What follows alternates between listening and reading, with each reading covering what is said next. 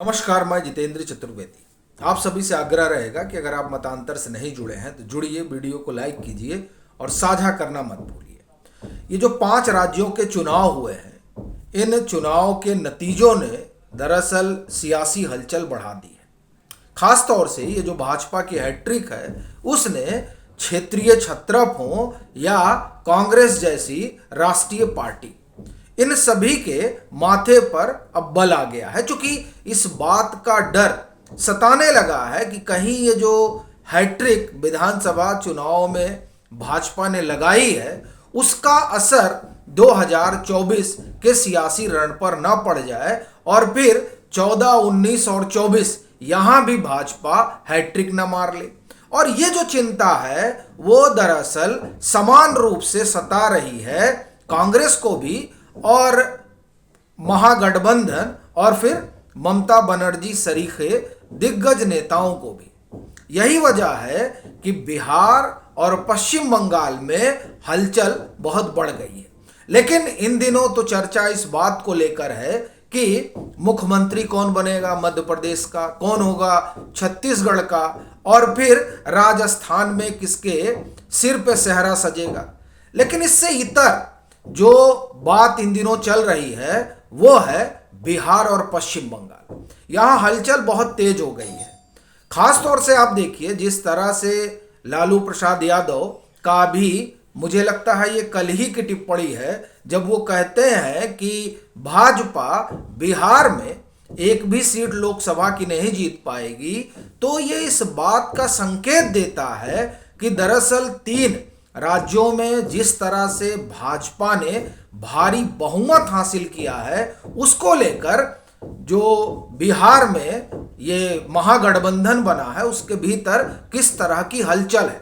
देखिए, हलचल का बड़ा कारण ये है कि ये जो तीनों राज्य हैं वो हिंदी पट्टी के राज्य हैं और यहां पर अगर आप देखें तो ओबीसी कार्ड खेला गया, माने अगड़ा पिछड़ा करने की खूब कोशिश हुई, लेकिन उन तमाम कोशिशों पर पानी फिर गया। तो इस वजह से आप देखें कि बिहार का जो सत्ताधारी गठबंधन है वो परेशान है। उसको इस बात का डर सता रहा है कि कहीं ऐसा ना हो कि ये जो जातीय गठजोड़ पर उनका ये गठबंधन आया है वो नरेंद्र मोदी के चेहरे पर भारी पड़ने की बजाय कहीं उसके हाथ से जमीन न खिसक जाए। क्योंकि देखिए, ये महागठबंधन बिहार में तो इसीलिए हाथ से बना था कि साहब ये अगर आकार में आ जाएगा तो जातीय समीकरण इनके अनुकूल हो जाएगा और भाजपा के लिए स्थितियां बदल जाएंगी। पर जिस तरीके से नरेंद्र मोदी का चेहरा, अब आप देखें कि वहां विधानसभा चुनाव में तो मुख्यमंत्री एक तरीके से आप कहें कि हाशिए पर खड़े थे और पूरा चुनाव ही नरेंद्र मोदी के चेहरे पर लड़ा गया। और जब लोकसभा का चुनाव तो चेहरा वही रहेंगे। ऐसी स्थिति में क्या बिहार में महागठबंधन टिक पाएगा, ये चिंता अब महागठबंधन के भीतर भी है। मैं ये नहीं कह रहा हूं कि भाजपा को वहां क्लीन स्वीप होने जा रहा है। चूंकि बिहार की अगर हम बात करें तो वहां तो आप देखिए वो जातियों का जंजाल है और उस जंजाल में जिस तरह से ये महागठबंधन आकार में है तो उसने एक जातियों का आप कहें कि बड़ा गुलदस्ता अपने साथ समेटे हुए। पर भाजपा भी पूरी कवायद में लगी हुई है कि किस तरीके से उस गुलदस्ते से तमाम आप ये कहें कि फूल वगैरह निकाल कर अपना गुलदस्ता बड़ा किया जाए और फिर उसी में चाहे उपेंद्र कुशवाहा हो, चिराग पासवान हो, ये तमाम लोग जो एनडीए का हिस्सा बन रहे हैं, या मैं कहूं कि ये जो नया एनडीए आकार लिया है वो दरअसल भाजपा की भी एक कवायद है, किसी तरह से महागठबंधन को चुनौती दी जा सके। और जिस तरह से भाजपा वहां रणनीति बना रही है उसने तो बिहार में हलचल पैदा की ही है। वैसे अगर बात रणनीति की करें तो आपको ध्यान होगा कि जब महागठबंधन आकार ले रहा था और उसकी सुगबुगाहट चल रही थी, ये मुझे लग रहा है कि ये मई या जून की बात रही होगी 2022, जब बिहार में एक बड़ा भारी अधिवेशन हुआ था तमाम प्रकोष्ठों को लेकर जो भाजपा के, जिसमें पिछड़ा प्रकोष्ठ भी था, दलित प्रकोष्ठ, महिला प्रकोष्ठ, यानी जितने उनके 6-7 प्रकोष्ठ हैं सबकी वहां बैठक हुई थी।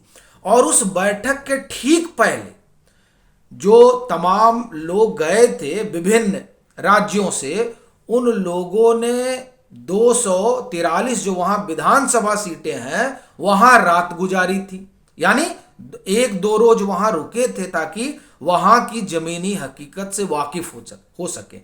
कहने का अपना मतलब यह है कि दरअसल लोकसभा को लेकर वहां तैयारी भाजपा 2022 या उससे पहले से ही करने लगी है, लेकिन इसके साफ संकेत तो 2022 में जब सभी प्रकोष्ठों की बैठक वहां हुई थी और उस बैठक से पहले लोगों ने वहां रात गुजारी थी, यानी तेलंगाना मॉडल पर वहां पर भाजपा को नए सिरे से गढ़ने की जो कवायद शुरू हुई थी, तभी से यह माना जा रहा था कि भाजपा अकेले चलने का मन बना चुकी है।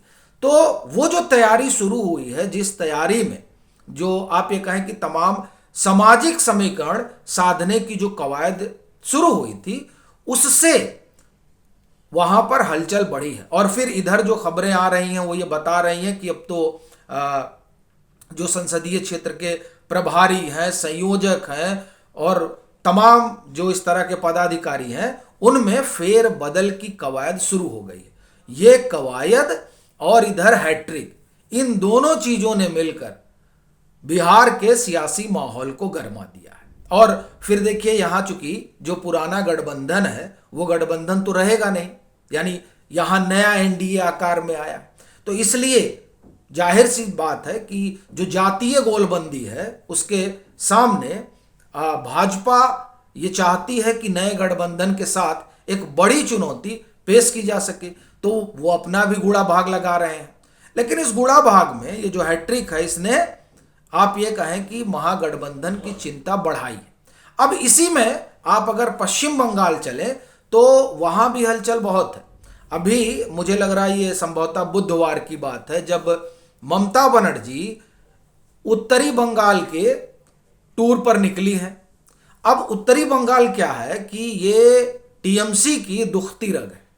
वो इसलिए चूंकि यहां पर 8 सीटें आती हैं लोकसभा की, और अगर आप 2019 का चुनाव देखें लोकसभा का, तो यहां पर 6 सीटें जो हैं वो भाजपा ने झटक ली थी।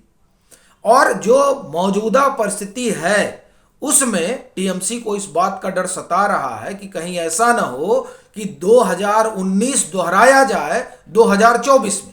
और देखिए इसकी संभावना भी जाहिर की जा रही है। उसकी वजह यह है कि ये जो इंडिया गठबंधन बना है, जिसे इंडी गठबंधन भी कहा जाता है, उसमें ऐसा लगता नहीं कि सब कुछ ठीक है।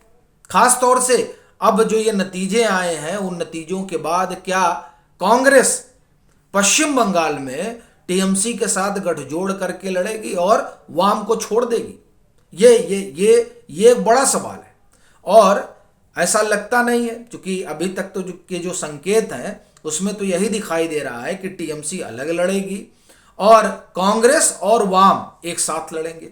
तो इस परिस्थिति में ममता बनर्जी के लिए उत्तरी बंगाल की जो सीटें हैं उस पर आप ये कहें कि जो वो मानकर चल रही हैं कि उन 8 में से इस बार वो 6 ले जाएंगी या फिर वहां भाजपा की स्थिति कमजोर कर पाएंगी, ये मुश्किल जान पड़ता है। और उसकी बड़ी वजह कांग्रेस है, और खास तौर से जिस तरीके से आप ये कहें कि मुस्लिम समाज का रुख है, जो ये दिखाता है कि उन्होंने मानो तय कर रखा है कि 2024 के चुनाव में वो कांग्रेस के पीछे ही लामबंद होंगे। अब देखिए 2024 में वो क्या करेंगे ये तो 2024 में पता चलेगा, लेकिन जो ट्रेंड है वो यही बताता है कि दरअसल इस समाज ने ये माना है कि अगर भाजपा को कोई चुनौती दे सकता है तो वो कांग्रेस है। तो ऐसी स्थिति में टीएमसी का क्या होगा, ये चिंता टीएमसी को सताई जा रही है। और दूसरी तरफ भाजपा की, अब ये मुझे कहने में कोई गुरेज नहीं है कि आप देखिए सुनामी तो ना कहिए लेकिन आंधी तो चल रही है, और उस आंधी में ये जो 18 सीटें भाजपा ने जीती थी, मालूम पड़ता है कि उसे रिटेन कर लेगी। अगर यही वहां पर स्थिति बनी रही जो पश्चिम बंगाल में दिखाई दे रही है और त्रिकोण वहां बन रहा है, उस त्रिकोण में अगर टीएमसी को, वो जो सबसे बड़ा मतदाता वर्ग है जिसके सहारे वो अपनी सरकार बनाती रही हैं, वो अगर खिसक के कांग्रेस के पाले में चला गया, वाम के पाले में चला गया, जिसका संकेत साफ दिखाई दे रहा है, कम से कम जो वहां उपचुनाव हुए उसमें तो दिखाई था। अब ये अलग बात है कि वो कांग्रेस के जो जीते वो फिर से इधर उधर चलेगा, वो एक अलग मसला है। पर ये जो समाज खिसका है उसने टीएमसी की समस्या बढ़ाई और फिर आप देखिए कि जनजातीय समाज की जो लामबंदी है वो भी टीएमसी के लिए चिंता का सबब है। तो ये जो अब आप ये कहें कि भाग दौड़ शुरू हुई है, फिर वो चाहे बिहार में महागठबंधन की हो या पश्चिम बंगाल में टीएमसी की हो या फिर झारखंड में जिस तरह की रसाकसी चल रही है, वो ये बता रही है कि भाजपा की जो हैट्रिक लगी है उस हैट्रिक ने क्षेत्रीय छत्रपों और बिहार और झारखंड में बने महागठबंधन को परेशान कर दिया है। आपकी अपनी क्या राय है ज़रूर साझा करिएगा और मतांतर से अगर आप नहीं जुड़े हैं तो फिर कहूँगा जुड़िए, वीडियो को लाइक कीजिए और साझा करना मत भूलिए।